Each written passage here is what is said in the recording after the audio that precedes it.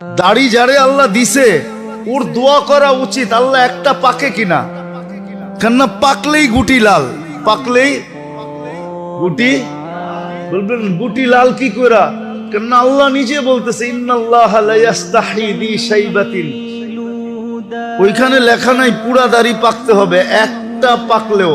ইব্রাহিম আলাইহিস সালামের একটা পাকছিল, সারা আলাইহিস সালাম বলতেছে ইব্রাহিম এটা আবার কি, মা হাযিহিল বিয়াদ, এই সাদা এটা আবার কি, উঠায় ফেলা।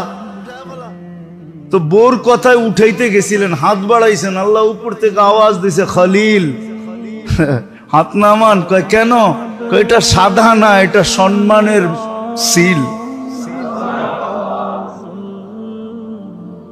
তোমাকে সম্মানিত করার চিহ্ন দিলাম, চিহ্ন সাদাটা সম্মানিতের চিহ্ন।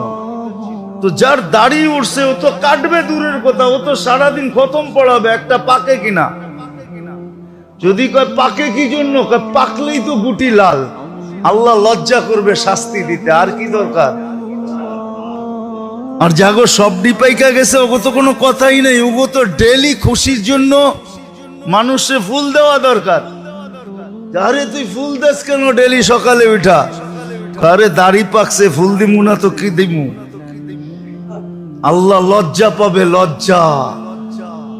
তো দাড়ি দেখে তো জান্নাতে চলে যাবে, কসম খোদা।